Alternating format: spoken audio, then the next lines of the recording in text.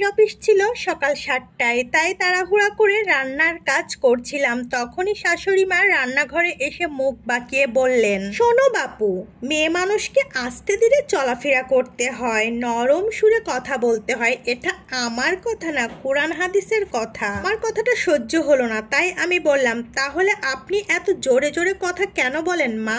তখন শাশুড়ি মা বললেন, আমি তো বুড়ো মানুষ। আমি হেসে বললাম, ও আচ্ছা, তাই নাকি? আপনি মুরব্বী মানুষ, তাহলে আপনার মেয়ে কেন এভাবে কথা বলে মা? তখন আমার শাশুড়ি মা কেঁদে উঠে বলল, কি বললে তুমি? তুমি আমার মেয়েদের কথা বললে? তোমার সাথে আমি কথা বলছি আর সেই তুমি আমার মেয়েদের টানলে কথার ভিতর? আমি তো জানতাম আসলে তুমি আমার মেয়েদের হিংসাই করো সব সময়। সব কথাতেই আমার মেয়েদের টানতে হবে? তা তারা তোমার খেতে আসে নাকি বাবু তোমার পড়তে আসে? ও বাবু দেখ, তোর বউয়ের কথা দেখ, তোর বউয়ের তেজ দেখ, সব সময় হিংসা করবে। শাশুড়ি মার এমন চেঁচামেচি শুনে আমার স্বামী রাফসান দৌড়িয়ে ড্রয়িং রুমে আসে। এসে বলে, কি হয়েছে মা, তুমি কাঁদছো কেন? শাশুড়ি মা তখন হাও মাও করে কেঁদে উঠলো।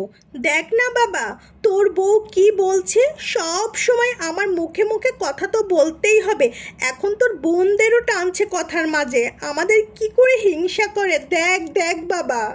রাফসান তখন একটু বিরক্তকর মুখ নিয়ে বলে, মা প্লিজ সাত সকালে একটু থামো, ব্যাপারটা আমাকে বুঝতে দাও। দিয়া কি করেছে বলো আমাকে। আমি পাশে দাঁড়িয়েই ছিলাম। আমি কিছু বলার আগেই শাশুড়ি মা বলল, কিছু বলতে হবে না তোকে বাবু, সব বুঝি, আমি সব বুঝি।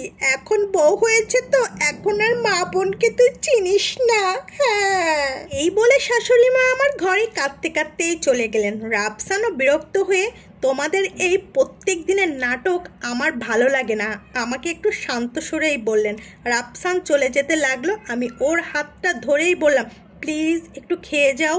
আর রাফসান আমার হাতটা জোরে ঝাঁকি দিয়ে বলল, খাওয়ার ইচ্ছা নাই, শরত খেতে ইচ্ছা করছে না, প্রতিদিন সকাল সকাল এই নাটকগুলো আমার আর ভাল লাগে না, আর নিতে পারি না, প্লিজ তোমরা দুজন একটু আমাকে শান্তি করে অফিসে যেতে দাও। কথাগুলো বলেই আমার হাজবেন্ড চলে গেল অফিসে। এটা রোজকারের ঘটনা, নতুন আর কিছু না। যেহেতু এমন ঘটনা রোজকার ঘটে, তাই আর কিছু মনে না করে আমি আমার কাজে মন দিয়ে রান্নাটাই করছিলাম। সকাল 11টা, রাফসান অফিসে বসে বসে কাজ করছিল। তখনই ওর ফোন বেজে উঠলো। ফোনের ওপারে ঈশিতা নাম দেখে মন ভালো হয়ে গেল রাফসানের। ফোন রিসিভ করেই কানে ধরতেই ঈশিতা বলল, হ্যালো রাফসান, আমি তোমার অফিসের বাইরে দাঁড়িয়ে আছি, তুমি কোথায়? প্লিজ বাইরে এসো না।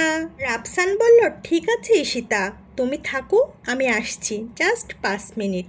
ওকে বলেই ঈশিতা ফোনটা রেখে দিল। তোমার সাথে খুব গুরুত্বপূর্ণ কথা আছে, তাড়াতাড়ি নামো। রাফসান ফোন রেখে তড়িঘড়ি করে অফিস থেকে বেরিয়ে এলো। প্রায় 10 মিনিট হয়ে গেছে ঈশিতা রাস্তায় দাঁড়িয়ে আছে। এত রোদে দাঁড়িয়ে থাকতে খুব বিরক্ত লাগছিল ঈশিতার। রাফসানের দেরি দেখে আবারও ঈশিতা ফোন করলো। পেছন থেকে রাফসান বলে, এই তো আমি চলে এসেছি জান।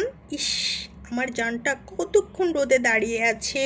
সরি জান, তোমার জন্য একটা সারপ্রাইজ গিফট রেডি করার জন্যই লেটটা হয়ে গেল। ঈশিতা রাগ করে বলে, তোমাকে এসব কে করতে বলেছে বলো তো? আমার সব থেকে বড় গিফট তোই তুমি। আমি জানি তো, তারপরও আমার জানটাকে কিছু দিতে ইচ্ছা করে না।